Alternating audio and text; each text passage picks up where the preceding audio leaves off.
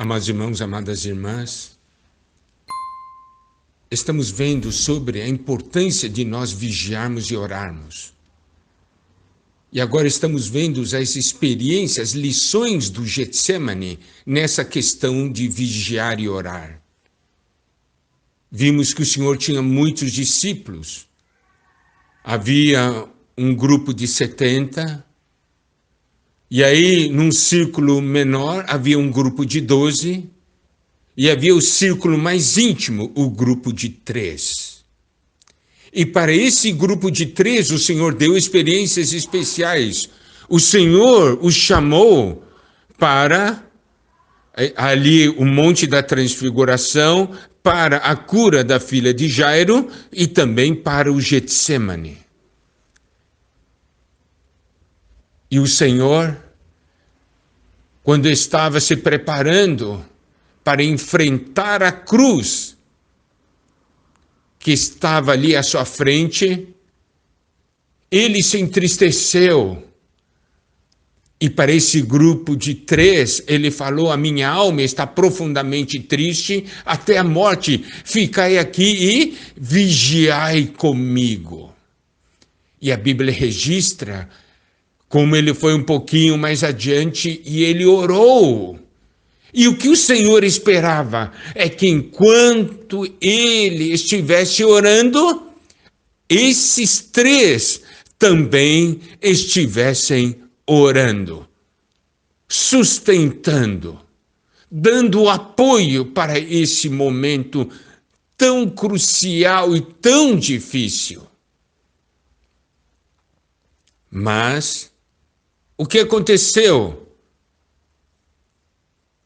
Ali na porção de Mateus, nós podemos ver em Mateus 26, versículo 40, e voltando para os discípulos, achou-os dormindo e disse a Pedro: então, nem uma hora pudestes vós vigiar comigo?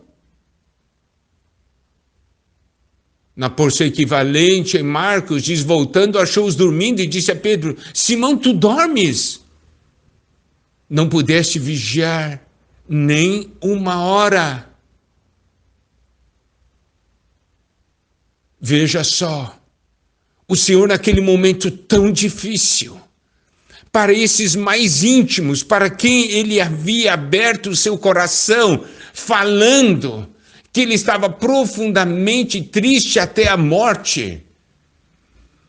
É o Senhor abrindo o seu coração, falando dos sentimentos mais íntimos e pedindo: quero que vocês vigiem comigo. Ele vai ali adiante, ora, se derrama diante do Pai, e quando ele volta, encontra os discípulos dormindo, esses a quem ele havia pedido: vigiai comigo.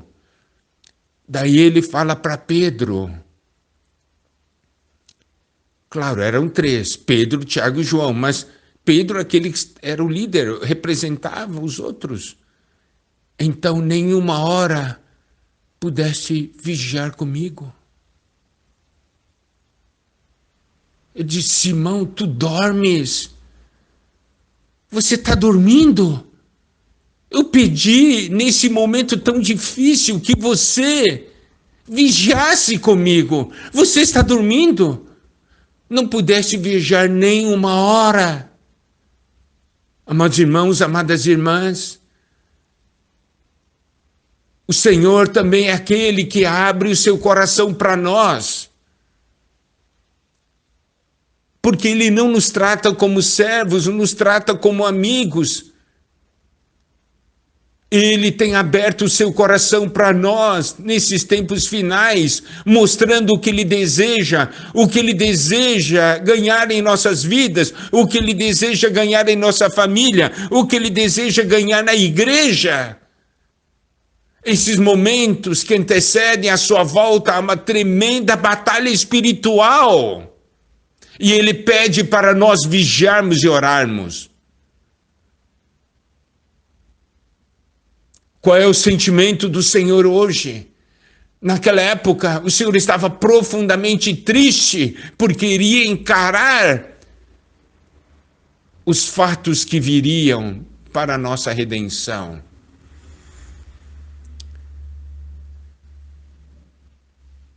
E hoje, nós estamos vigiando com o Senhor ou nós estamos dormindo? Preste atenção que ele se dirigiu a Pedro. Simão, tu dormes. Eram 3, mas ele se dirigiu a um. Isso para quê? Para dar um caráter pessoal a essa pergunta. Hoje, o Senhor também pergunta para mim, se eu estiver dormindo, ele vai dizer assim, Miguel, você está dormindo? Eu pedi para você vigiar comigo, você está dormindo.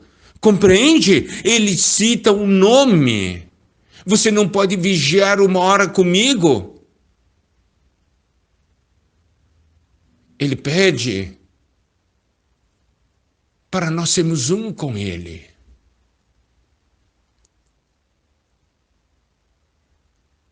Vigiai comigo. É ser um com o Senhor. O Senhor pediu para vigiar. Quem não vigia, não ora. Quem não ora, não vigia. E por que era importante vigiar e orar? Por um lado, é ligado ao Senhor. Mas por outro lado, é por nós mesmos. O Senhor estava muito mais preocupado com os discípulos nesse momento do que com ele. Por quê? Porque no versículo 41, o Senhor diz aos discípulos, vigiai e orai para que não entreis em tentação. O espírito, na verdade, está pronto, mas a carne é fraca. Na seção correspondente de Marcos diz, vigiai e orai para que não entreis em tentação. Ele diz a mesma coisa. Então, por que vigiar e orar? Não é somente para sermos um com o Senhor, é para nós não entrarmos em tentação. Por quê? Porque os assuntos, os problemas, os acontecimentos que virão serão uma forte tentação para a nossa fé. Precisamos vigiar e orar para nos fortalecermos. Em Lucas 22, quando o Senhor, a partir de 31, quando o Senhor falou para Pedro, ele disse assim, roguei por ti para que tua fé não desfaleça. Satanás irá peneirar. E somente quem vigia e ora vai ficar de pé. A fé não vai desfalecer. Vigiar e orar. Não é só por causa do Senhor, é por nossa causa. Vigiar e orar para não entrar em tentação. E nós não vigiamos e não oramos. A tentação vem, os fatos ocorrem e nós desfalecemos na nossa fé. Mas se nós tomarmos a palavra do Senhor de uma maneira viva e real, vigiai e orai, nós não vamos entrar em tentação, nós ficaremos firmes na fé. É que diz o Espírito, na verdade, está pronto, mas a carne é fraca. Eles até queriam. É o que nós veremos mais adiante. Mas a carne é fraca. Oh, amados irmãos, amadas irmãs. Aqui nós temos uma palavra de advertência, uma palavra de amor. Vigiai e orai para que não entreis em tentação. Você sabe o que acontecerá no futuro? Acontecerão coisas piores do que as coisas que estão acontecendo hoje. Queremos ficar de pé no futuro?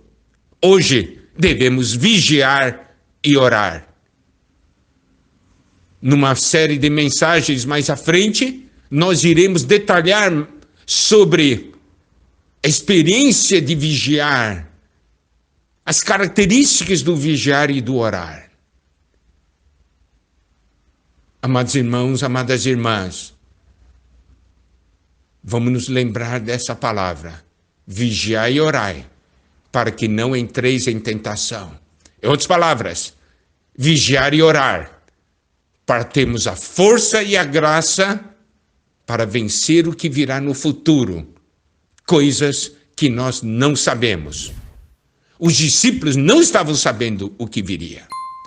Que o Senhor nos abençoe.